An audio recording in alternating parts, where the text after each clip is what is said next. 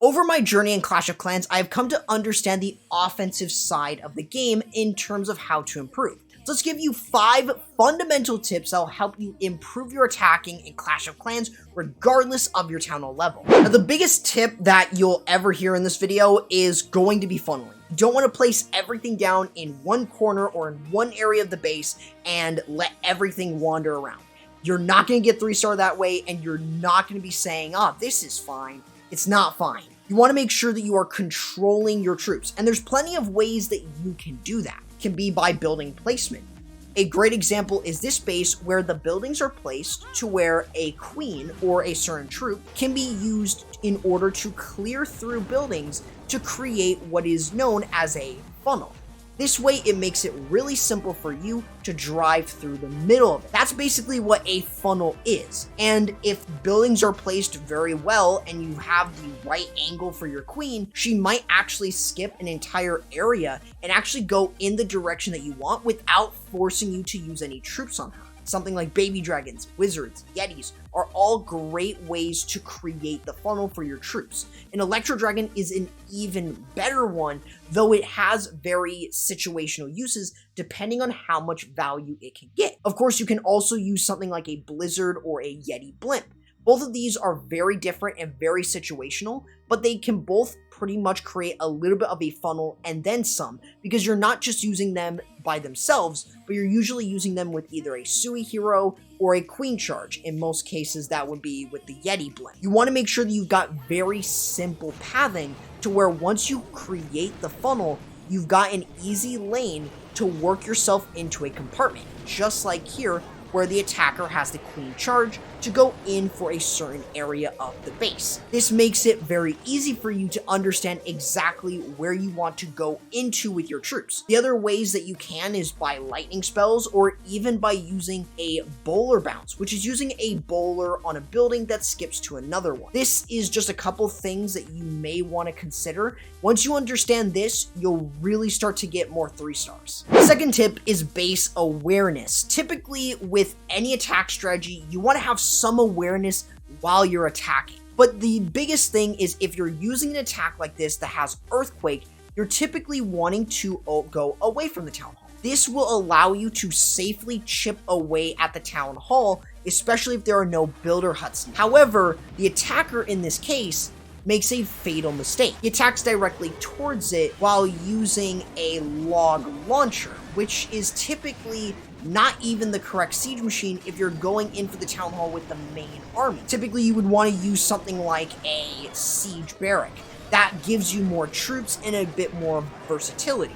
But the other thing that you need to keep in mind is a Grand Warden ability. This is just things that you need to be aware of. The Town Hall is a big defense. It has a bomb, and it also has the ability to slow and hurt you. Using a Grand Warden ability to protect any troops, even if it's just a couple Yetis and maybe a couple bowlers, you want to protect your troops. If you're trying to go for the 3-star, you need to be well aware of different ranges and different things that you need to kind of be careful of, such as air defense placement. That can really hinder your ability to funnel. You have to envision its range before you do so. And therefore, you will be able to get more 3-stars once you start to fix your base awareness. The third most important tip is spell usage. A good example of good spell usage is in an Electro Lalo, such as this one, where you're using clones on either side of the blimp to get the most from it. The rage spell is very, very universal and allows you to have the balloons remove defenses faster. This also allows you to have a lot of distraction,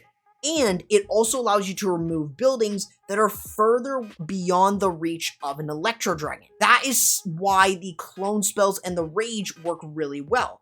Even the freeze, that can allow you to remove the enemy queen a bit quicker. While rage and heal are very, very universal for all types of armies, other spells like skeleton spells, invisibility, and even haste are a bit more specific.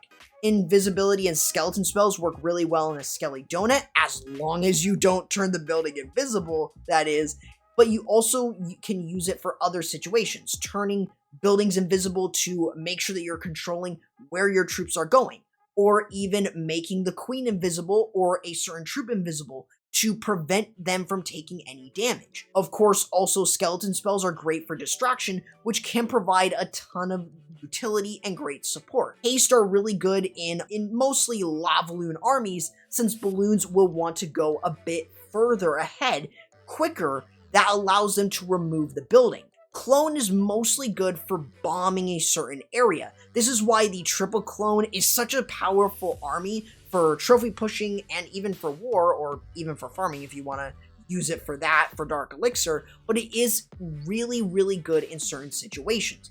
Every spell is going to have its certain use case, unlike the Heal and the Rage where they're a bit more general and can be fitted in most different army compositions, while other spells are going to be a bit more specific. But using them correctly is going to be super important, which is where you're going to have to really determine on which spell you're going to be using in your army, which will then allow you to improve yourself by improving your spell usage and, of course, your spell timing. Now, time management is one of the most important things that you need to get accustomed to.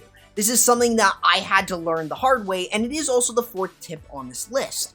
Being able to make sure that you're able to know exactly when to start a certain thing over others is going to help you improve. The issue, though, is now all of his army is dead. But this is not too bad. You still have some support going in. However, the issue with this is that the attacker doesn't start his hogs at this point. The reason for this is you do not want to waste time. If you know that your heroes are going to be going to a certain area, you should probably start sending your hog riders in so you can divert all the damage from the defenses not onto your heroes, but onto your main army. This is how you can get more reliable 3-stars. This is an example of poor time management. If you do not manage your time to where as everything starts to move in, even if it's just a couple units, you need to start your hog riders so you can divert defenses onto them and not your main army. Even in spell usage, that can be a very big thing. As an example, a blizzard. If you're not counting the 1, 2, 3, 4 seconds in your head, you should start to do that because you'll see a better result from it. You just need to make sure, though, that you drop the rage spell and then start doing your invisibility spells so you don't miss the next one and end up having your super wizards dead. Now, we have all gotten something like this where we get a fail, and we always wonder, why did we fail and what could we have done better? This is all part of review. Now, some of you may not play like this, but reviewing your replays is really going to help you. At the end of the day, we're all human and we all make mistakes. And that is why it is really hard to get pixel perfect with everything in every attack. It's just not possible. You want to look at your replays and wonder, why did you fail? But of course, you should also be looking at other resources, such as more experienced players and even YouTube videos. They can really help you a lot. This is why I love what I do, to help you guys improve. Now, not only that, but stuff such as understanding what went wrong, such as maybe you being too conservative with your E-Drags in a mass E-Drag attack, forgetting to drop a poison spell soon in terms of a queen charge attack where you've got headhunters that are going to whittle down your queen's HP if you don't have a rage spell with it. So those are the type of things that you want to consider. You always want to make sure that you are fixing your fails, and that will allow you to get more 3-stars that way.